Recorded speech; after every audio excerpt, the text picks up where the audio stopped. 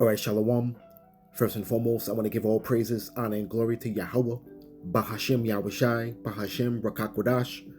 Double honors to the apostles, bishops, and elders of Great Millstone who teach and rule well.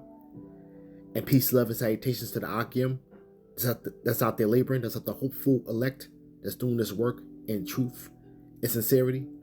And pretty much, as we all know,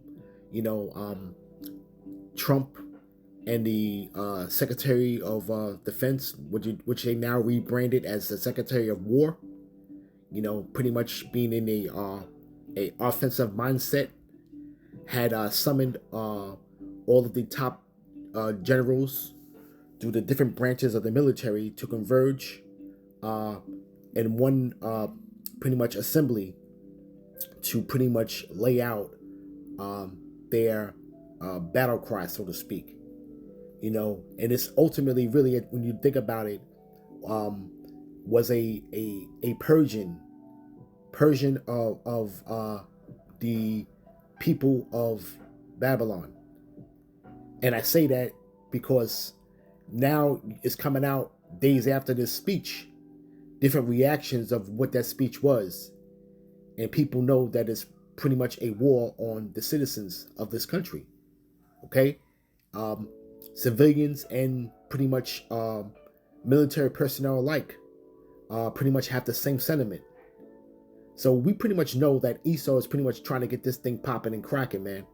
And they always put things set things before us before they actually do it.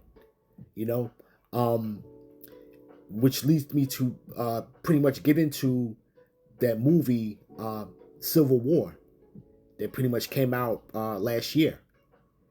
And there was a much profound scene in that movie where the character pretty much asked the group of journalists, what kind of American are you? But real quick, before I play this video, I want to pull up that quote on Chat GPT, right? So we're going to get the scene content, okay? Here's a deeper look at the meaning of the impact of what kind of American are you scene from Civil War, all right? Which was pretty much, brought out in 2024, okay? So here it is now, pretty much now a year later, this speech pretty much comes up, and the rhetoric of it is pretty much the president choosing pretty much having the people choose between the Constitution and allegiance to him. Okay? But the ultimate goal is ultimately to have the military turn on the citizens, man. Okay? But let me set this up real quick for that scene in the movie. The movie is set in the near future, America that has fractured into secessionist states. Okay? And pretty much right now, we're not too far from that situation, man. Okay? Because now we're seeing the climate of this place where, political affiliation is having you being labeled and looked at in a certain type of light. Okay? Because people are pretty much going to divide themselves on their ideologies, first and foremost. And the media is pretty much pushing that. Okay? You see? So it's going to be a grand battle royale. And ultimately, at the same time, it's going to be the time of Jacob's trouble. Okay? Because when we take from that speech, we understand that, they mentioned the enemy within. And we understand that, hey, listen, we're going to be in the first line of attack for that, man. You Negro, Latinos, and Native Americans, man. Okay? Because of the ongoing rhetoric that's going on the media. You see? Here it is. They want to pretty much, but I don't want to get too much into that topic because that's for a different lesson. But at the end of the day, we're going to see the division of this place in real time. Okay? It says here, this is going through the movie. A group of journalists, okay, are trying to get to Washington, D.C. to interview the president. Okay, it says they are stopped by a soldier played by Jesse Flamus, who demands to know their identity. When they say we are American, he replies, okay, what kind of American are you? You know what I'm saying? All right, and now we're going to get into what he means by that. Okay, you see? Because it says here that the question is not a neutral one, it carries weight. So it says allegiance. A soldier wants to know which faction they belong to in the Civil War. In the world of film, being American is not enough. One has to prove which version of America one supports. You see? Okay? All right. So it says there's a strong undercurrent of xenophobia or racism. How one sounds, looks, where one is from, or perceived to be from matters. Non-white or immigrant background makes one suspect in this worldview. The soldier kills Tony and then he identifies him as being from Hong Kong. But nevertheless, we're gonna see that there's a great divide, because now when I say the Great Purging has happened already through the military brasses, because now you may have a lot of these generals, okay, and military personnel pretty much put their papers in, okay, and want no part of that. You see, okay, and you know that these people, in the military, they have different friends and family members, okay, that pretty much carry the same sentiment, man, of pretty much that don't tread on me spirit, man, okay. And they knew that, pretty much during the days of the Constitution, man, they knew that that was a real thing where the government could rise up against the people, man. Okay, But let me play a little bit of this clip, all right? And Lord willing, this is edifying, but I want to hit some points on this and pull some scriptures. So without any further ado, let's start this video. Is one of the most disturbing things I've ever seen. Normally on this channel, I will read quotes and then give you guys some context, but instead I want to let the president's words speak for themselves. So here's a little snippet that I found pretty troubling. What they've done to San Francisco, Chicago, New York, Los Angeles, they're very unsafe places, and we're going to straighten them out one by one. And this is going to be a major part for some of the people in this room. That's a war, too. It's a war from within. Controlling the physical territory of our border is essential to national security. We can't let these people in. So, I want to point out, a war from within. The real enemies are American citizens, American cities. That's who the generals are going to be expected to go after. I don't know what more you want. Like, this is one of the most disturbing things I've ever heard a U.S. president say. So, yeah. So let's get a scripture with that, because we ultimately know, okay, it's going to be the time of Jacob's trouble. Okay, all right. Here at Great Millstone, we pretty much are fully aware of what he meant by that. Okay, but when you look at this, people that's looking at it at a broader sense, it's really speaking of the citizens themselves, man, because they know that a breakdown of society is imminent. Okay, the economy is pretty much in a tailspin, and people are losing their jobs left and right, and also that we have now is this government shutdown, and this is pretty much unprecedented. Years prior to this, though, we always heard about a threat of a government shutdown, but now we actually have gone and pretty much witnessed a government shutdown and what it actually looks like. You see, and now people are pretty much are being offered severance packages to pretty much leave their federal jobs, man. Okay, and pretty much they may have them pretty much on their back heels. Okay, because pretty much, man, depending on how long this may last, okay, and these people are not getting paid. All right, so hey, you go through a pay period or two without getting paid, is ultimately going to pretty much put people in dire straits, and they're gonna cause people to go take to the streets, man. And this is ultimately what they want, man. But let me pull a scripture real quick. Salakia, if I'm rambling, but I pretty much want to set it up to make my points. Um, because we see through this man. Okay, all right. We see him coming a mile away, man. But this is 2 Corinthians chapter 2, verse 11. Lest Satan should get an advantage of us, for we are not ignorant of his devices, man. Okay, and he's gonna use the violence in these so-called urban areas as excuses to put boots on the ground, man. Okay, but we know that it's gonna be Jacob's trouble. But ultimately, you're gonna have just your everyday regular Joe Schmo six-pack, pretty much up in arms about the state of this place, man. Okay, and know that something is rotten in Denmark, so to speak, man. Just pretty much a figure of speech. Something ain't right. People sense it, people see it. Okay, you see, here it is. Instead of them going ahead, this is what the people feel of fixing, the economy. Okay, they're seeing that war is pretty much intimately being waged on the citizens, man. Okay, and this is only going to be in preparation for what's to come, man, economically. Okay, because we know that collapse is coming.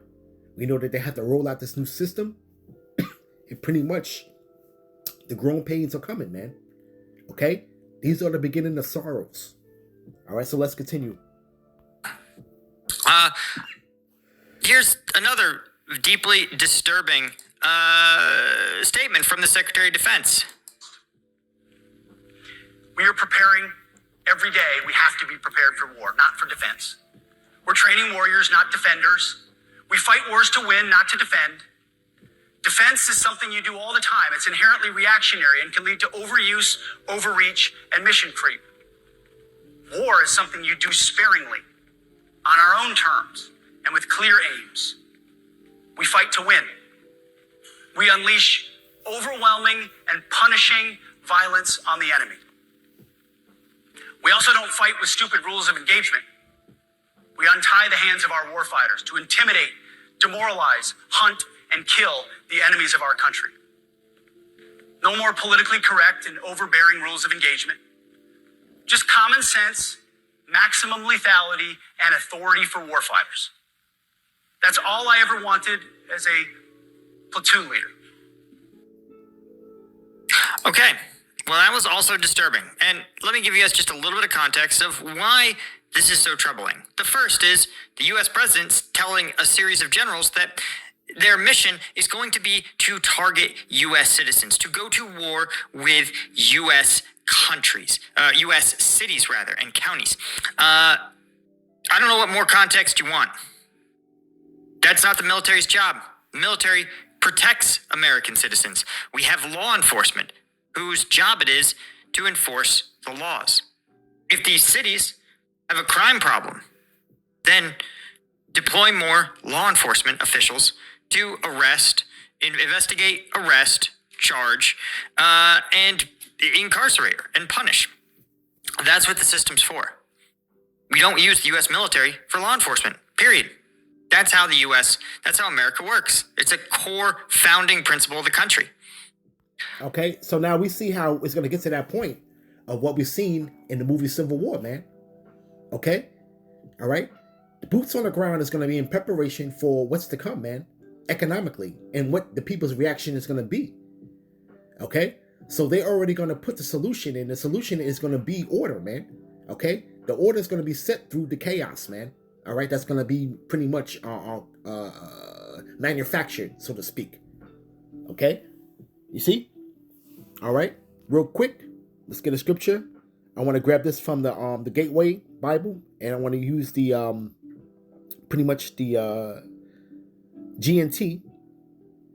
Okay, And Yahushua knew that what they were thinking. This is Matthew chapter 12, verse 25. And Yahushua knew what they were thinking, and so he said unto them, any country that divides itself into groups which fight each other will not last very long. And any town or family that divides itself into groups which fight each other will fall apart. So that one group is fighting another in Satan's kingdom, this means that it is already divided into groups and will soon fall apart. Okay? So we're seeing that now, the breaking down of society, man. And this is all really well ordered from Yahweh Hashem Yahushai, man. Okay? We must go through this. Okay? All right? Because why? It's because the yoke pretty much is being taken off our necks, so to speak. You know, and it's not physical yoke, but that mental state. You know, our people pretty much, you know, are walking amongst this fallen state, man. Okay? And pretty much the mindset of our people, we already know that, you know, 2/3 are not pretty much going to make it, man. Okay? And they're going to be pretty much collateral, so to speak. Okay? You know, but pretty much for the elect at the end of the day. Okay? You know, we know that the elect are going to be protected in these times to come, man. You know? All right? But pretty much, you know, we're seeing now how people's reactions are you know, people's are really thinking now, man. Okay? And now we're seeing now the side eye being given, okay, to the powers that be. All right? You see? All right, let's play a little more. But then it's even more disturbing when you hear the Secretary of Defense, and that is his name, because Trump's own executive order does not trump congressional law, and by law, he is in charge of the Department of Defense. And the Department of Defense, well, frankly,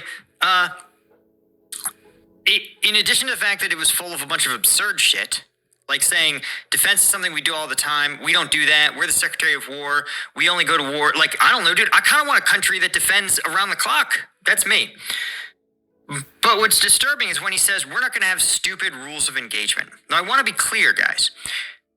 In a counterinsurgency, the rules of engagement were sometimes pretty restrictive because killing civilians is bad. It is both morally bad, but it is also bad counterinsurgency policy if you're trying to build a stable government. And it is, but to sit there and say rules of engagement as a class are stupid is one of the most disturbing things, because what that does is authorizes war crimes. What do you think it means to intimidate and demoralize the enemy? Like, and not have rules of engagement. And this is what he's talking about on U.S. soil. Okay? All right? The Secretary of Defense, which they now rebranded as the Secretary of War, pretty much made that statement. And the statements what he was saying that he just referred to is talking about this being done on U.S. soil, man. Okay? So, E pretty much is going to buck up, man. All right? Let's get a scripture real quick. Okay? This is,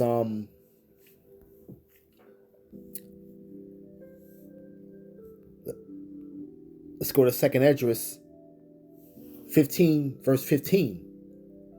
For sword and their destruction draweth nigh, and one people shall stand up and fight against another with swords in their hand.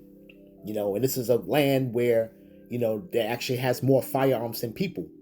Okay? And, you know, this is going to be a bloodbath that's coming. You see? All right? It says, for there shall be sedition among men, invading one another, and they shall not regard their kings nor princes. In the course of their actions shall stand in their power.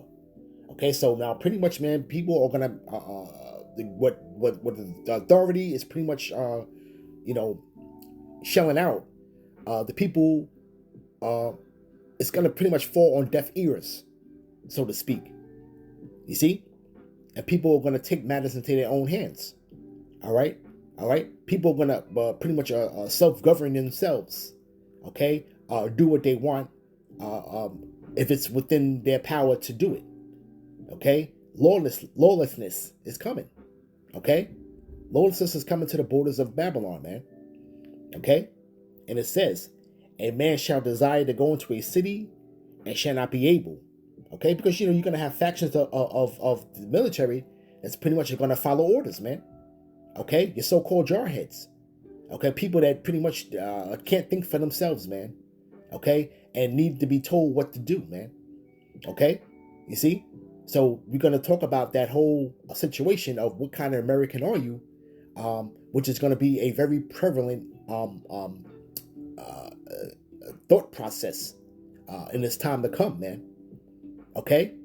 That's going to be crossing the people's minds, man. Or what ideology do you stand on, man? Okay? You see? And people in that time are not going to hesitate, man, to shed blood, man. All right?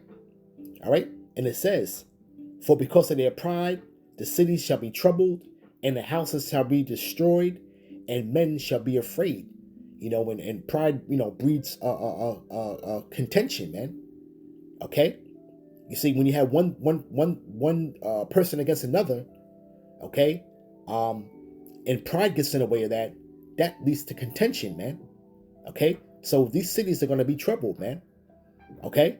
Because this place has a great amount of pride, man.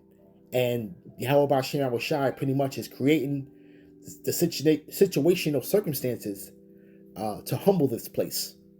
Okay? So that's pretty much what's going on. All right? And it says, a man shall have no pity upon his neighbor, but shall destroy with the houses with the sword and spoil their goods because of the lack of bread and for great tribulation. And a lot of these other things are going to be going on are why the boots are already on the ground, man. Okay? People are going to be pretty much, starving, man. Famine's coming. Okay? People are already not being able to make ends meet. Pretty much people have to make decisions on how they're going to shell out their money that they're getting through their financial obligations. Okay? I.e. their bills. You see? But when you have no work for Egypt, okay, work stoppages, okay, all right, you're already seeing now they're flirting with the government shutdown, and guess what? The people that's in charge don't give a damn, man. Okay? Because why? It's because even though they work for the government, okay, you're talking about your congressman, all right, they're still getting paid. Meanwhile, they're playing pretty much political chicken with the people's lives, man. Okay? So you're already seeing now how these things are being put in place, man, and to put the people in a vice. Okay? You see? All right? This man is pretty much going into perdition, so to speak, man. We're going to see it. Okay? All right? But people's houses are going to be destroyed because of the lack of bread and for great tribulation. Tribulation is coming, man. Okay? Let's get a little bit more of what he has to say. It's not too much more. Also, guys, who is our enemy? We just heard the president describe the war within, that the cities of the United States are the enemy. Is Russia the enemy? No. Russia hasn't been subject to what the Secretary of Defense calls maximal firepower or total destruction. Russia isn't even treated as an enemy of the United States. China certainly isn't. We've suspended aid to Taiwan. So they obviously, deterring China isn't part of this. So who are we at war with? The only person or entity that the president has articulated is U.S. citizens. Full stop. Right. And maybe Venezuelan fishing boats. Right. And to add on to what he was saying, okay, you already have ICE in place to take care of the migrant situation. Okay, so you pretty much are bragging about you having the upper hand in that situation. So now, on top of that, now the military on top of that now. So pretty much, we're seeing now where he's already had made the announcement of these troops, being sent to these different cities, man. Okay, to quote unquote straighten them out, so to speak. You see, okay. But this is all of a stage setting, okay? And the power of the media is really, igniting, um, the flames, so to speak, okay? With this political talk, man. All right? And people are going to choose sides, okay? This place is going to be all broken up, man, in different ideologies, man. You're going to have people that are going to be loyal to the Constitution. You're going to have people that are going to be loyal to the president, okay? All right, because those are going to be two separate entities, okay? Two separate factions right there, just alone. And then you're going to have the separation of the people politically, okay? Political ideology. They're already talking about the left against the right, you see? And different viewpoints people have, okay? You see? So it's going to be a battle royale, man. Okay? All right? It's going to be the mano y mano, so to speak. And just like he said the enemy within is not talking about Russia. It's not talking about China. Okay? Because you're not talking about anything outside of the borders of Babylon. Okay? Let me pull the precept real quick. This is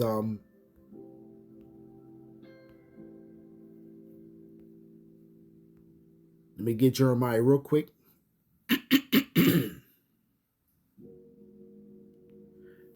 All right. Jeremiah 50, verse 24.